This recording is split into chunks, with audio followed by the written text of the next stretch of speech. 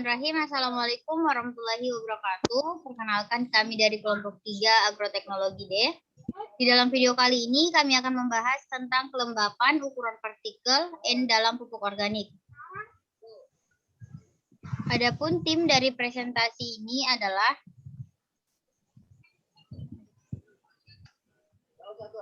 yang pertama ada Saudara Akmal dengan NIM D1B1181069.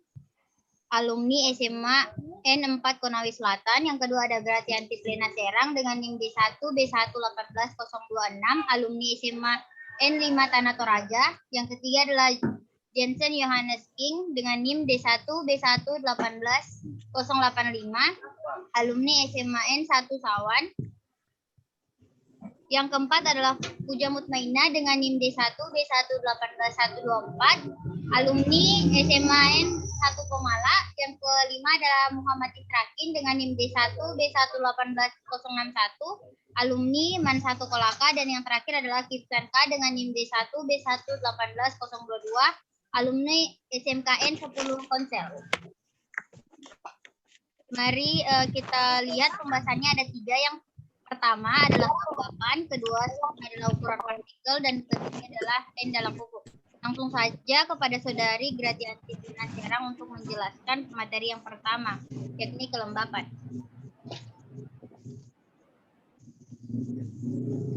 Iya, terima kasih. Di sini saya akan membahas tentang kelembaban. Sebagian besar umumnya bersifat higroskopik.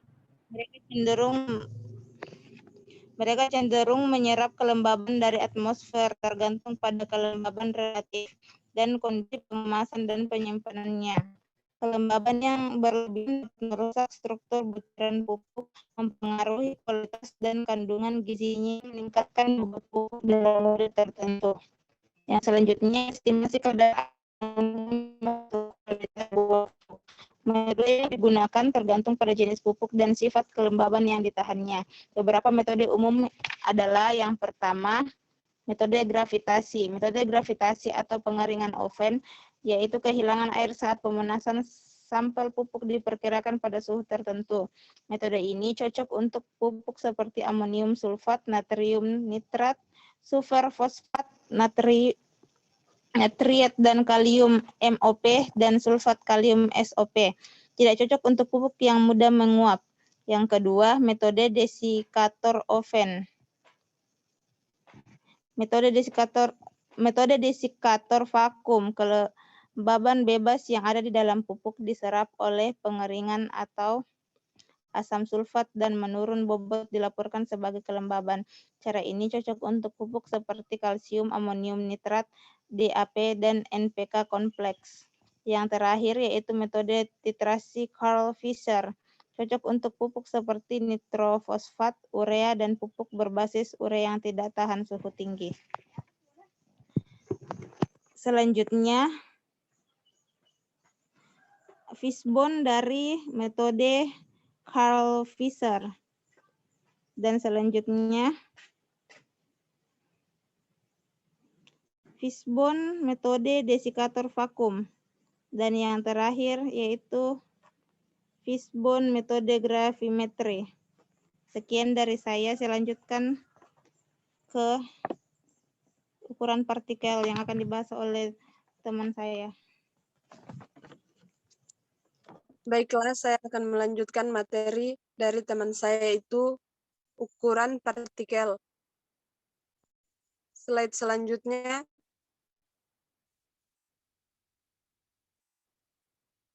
Pupuk diproduksi dengan berbagai tingkat ukuran partikel. Sifat pupuk ini berpengaruh pada efisiensinya bila digunakan di berbagai jenis tanah untuk produksi tanaman. Ukuran dan kekuatan partikel menentukan waktu larutnya yang diaplikasikan di tanah. Kebanyakan pupuk sangat larut dalam air, karenanya mereka larut dengan cepat bila bersentuhan dengan kelembapan tanah. Pupuk bisa berbentuk kristal atau butiran, dengan tujuan untuk mengurangi kerugian yang disebabkan oleh pembubaran yang cepat. Pupuk dengan butiran besar juga diproduksi, misalnya urea granular dan urea supergranular. Pupuk butiran dianggap lebih unggul untuk aplikasi mesin untuk menyiapkan campuran curah dengan keseragaman yang lebih besar dan juga tidak terlalu rentan terhadap pemalsuan. Oleh karena itu, pendugaan ukuran partikel merupakan penting dalam menentukan kualitas pupuk. Kebanyakan pupuk granular berkisar antara 1 dan 4 mm dengan ukuran partikel tertentu untuk pupuk tertentu. Baiklah, saya akan melanjutkan pembahasan dari Saudari Kipsan, yaitu prosedur analisis ukuran partikel. Yang pertama yaitu pengayakan.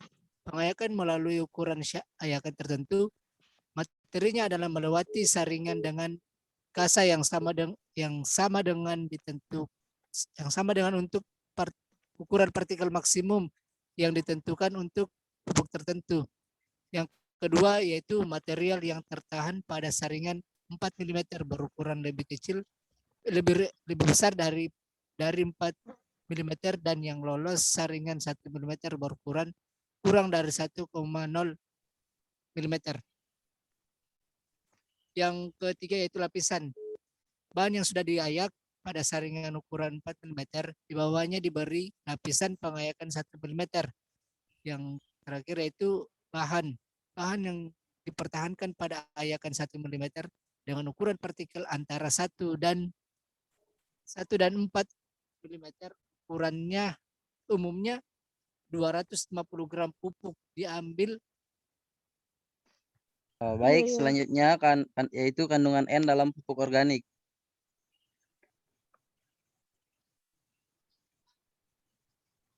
Nitrogen dalam pupuk dapat hadir dalam berbagai bentuk seperti NH4-, NO3, urea, atau amida, dan organik N seperti protein, asam amino, dan turunan lainnya. Bergantung pada bentuk N yang ada dalam sampel tertentu, metode spesifikasinya adalah untuk diadopsi untuk menentukan nilai N total. Sedangkan bahan N organik bisa diubah menjadi garam amoniak anorganik sederhana dengan pencernaan dengan sulfur asam untuk mereduksi nitrat menjadi bentuk amoniak. Metode Geldahl yang dimodifikasi adalah diadopsi dengan menggunakan asam salsilat atau panduan de Varda. Di akhir pencernaan, semua garam organik dan anorganik diubah menjadi bentuk amonium, yaitu disuling dan diperkirakan dengan menggunakan asam standar. Karena ketepatan metode bergantung pada konversi lengkap N organik menjadi N, rasio asam padat dan jenisnya katalis yang digunakan memiliki pengaruh penting pada metode. Temperatur yang ideal untuk pencernaan adalah 320 sampai 370 derajat Celcius. Pada suhu yang lebih rendah, pencernaan mungkin tidak lancar lengkap. Sementara di atas 410 derajat Celcius, kehilangan NH3 dapat terjadi. Garam asam atau berat volume rasio tidak boleh kurang dari 1:1 di akhir pencernaan. Biasanya katalis yang digunakan untuk mempercepat proses destruksi adalah CuSO4 dan merkuri atau Hg.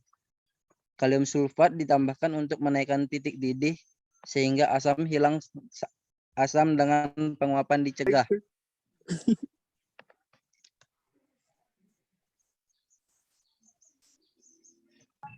Akmal. Baik, kita masuk. Baik.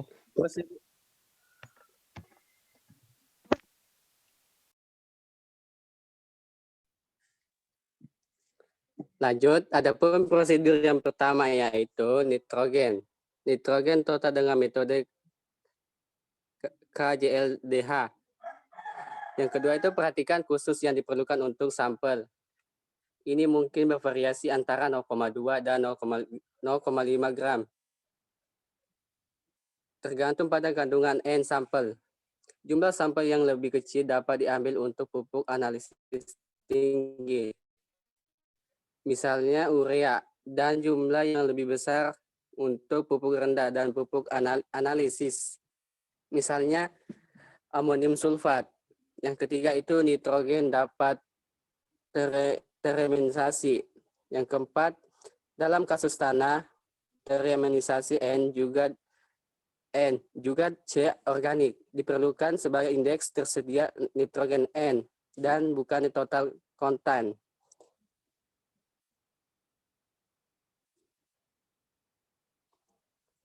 Menurut Subiah dan Asija tahun 1956, N yang mudah terminisasi diperkirakan menggunakan alkali MkNO4 yang mengkodisasikan menghidrolisis OM yang ada di dalam tanah, amonia yang bebaskan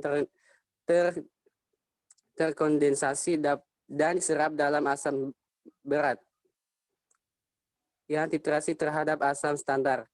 Karena itu, kecepatan dan produktivitas metode ini telah diadopsi secara luas. Namun sebagai proses hidrolisis, oksidasi adalah proses yang progresif. Waktu dan permasalahan yang seragam suhu harus dijaga untuk hasil yang terbaik. Penggunaan cek kaca manik menabrak,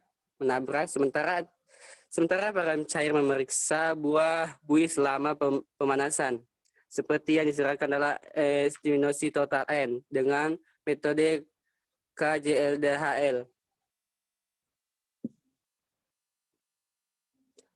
Adapun fishbone dapat dilihat sebagai berikut.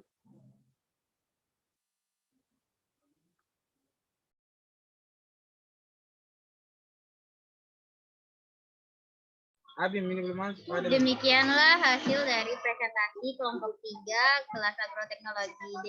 Kurang dan lebihnya mohon dimaafkan. Wabillahi taufiq wal hidayah. Wassalamualaikum warahmatullahi wabarakatuh. Dadah.